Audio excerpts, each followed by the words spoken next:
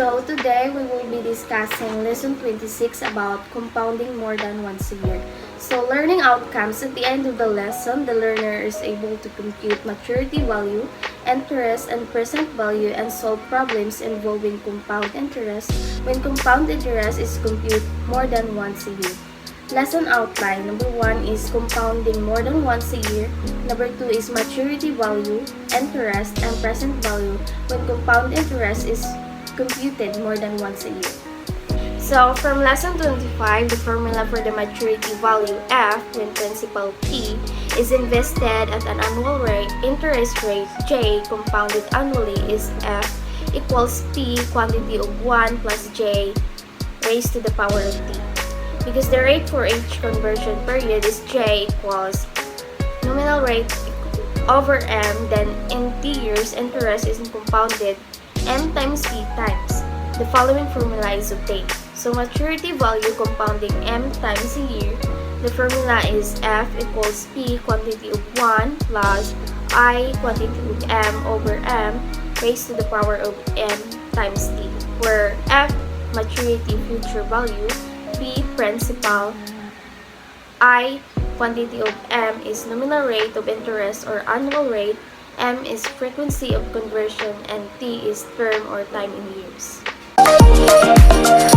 Find the maturity value and interest if 10,000 is deposited in a bank at 2% compounded quarterly for 5 years. From the word quarterly means 4.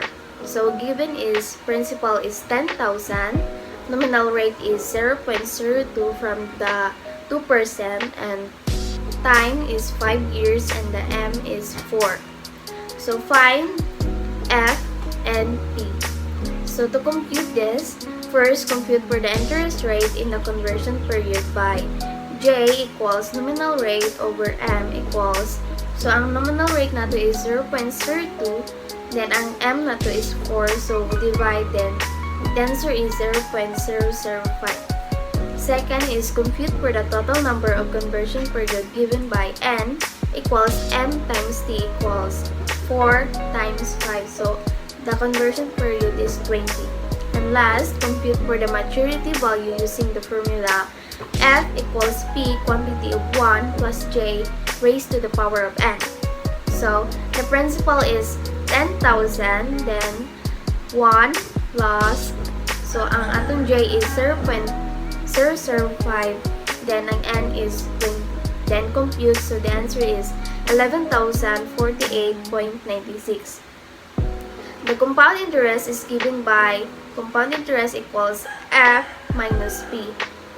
So ang atong F is 11,048.96, then minus sa principal 10,000, so the answer is 1,048.96. That's it. Nice. Maturity value and interest of 10,000 is deposited in a bank at 2% compounded monthly for 5 years. So the given is the P is 10,000, the nominal rate is 12 since monthly man siya, so ang annual rate na to is 0.02. Ang time is 5 years ug ang M is 12. So find F and P. Solution is compute for the interest rate in a conversion period by J equals to annual rate over M. So ang andong annual rate is 0.02 over 12 kay monthly man siya. So to compute for the total number of conversion period is given by N is equals to M times T is equals to 60 conversion per period.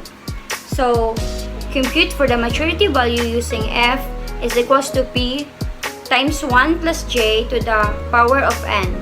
So ang atong principal is 10,000 times 1 plus 0.02 over 12 to the, raised to the power of 60. So our future value is 11,050.79. The compound interest is given by compound interest is equals to F minus P is equals to 11,050.79. So minus nato siya principal which is 10,000. So ang answer is 1,050.79.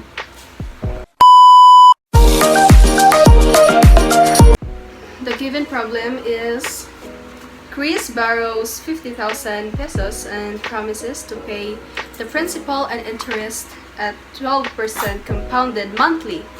How much must he repay after 6 years? So the given is, the P is the 50,000 and then the I to the power of 12 is equal to 0.12. Since ipangita man diri is compounded monthly, ang month is 12. So mo nang I to the power of 12. May po siya og 0.12. And then the time is 6, the 6 years. Then the M is 12, the monthly. So ang quantity is find F. The solution is, since ang pangitaon man diri is, you may also use the other formula to compute the maturity value, which is F is equal to P, close parenthesis, 1 plus I to the power of 12 over M, close parenthesis, to the raise of M and T. And then, ikuan sila tanan, ibutang ang mga given sa formula, ikuan siya og F is equal to 50,000, close parenthesis, 1 plus 0.12 over 12, close parenthesis, to the power of 12 and 6. Thus, Chris must pay 102,354.87 after 6 years. Oh my God! Wow! Value P at compound interest. So the formula for this is P equals to F over quantity of 1 plus I to the power of quantity of M over M to the power of MT, where F is the maturity or future value, P is the principal, I to the power of quantity of M is the nominal rate of interest or the annual rate, M is the frequency of conversion, and T is the term or time in years. So find the present value of 50,000 pesos due in 4 years if money is invested at 12% compounded semi-annually. So the given is F equals to 50,000, T is 4, I to the power of quantity of 2, or the annual rate is 0.12. So find P or the present value. To solve this, first compute for the interest per conversion period given by J equals to I to the power of quantity of 2 over M, or 0.12 over 2 equals to 0.06. The total number of conversion period is N equals to TM equals to 4 times 2. Our T is 4 and our M is 2 equals to 8. The present value can be computed by substituting these values in the formula P equals to F over quantity of 1 plus J to the power of N.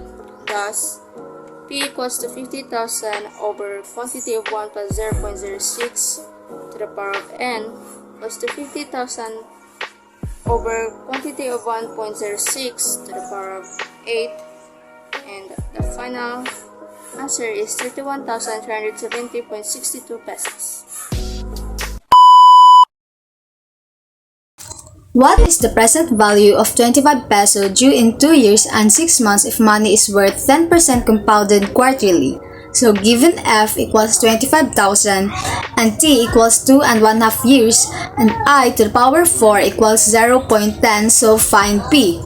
Solution: the interest rate per conversion period given by J equals I to the power of 4 over M equals 0.10 over 4 equals 0.025.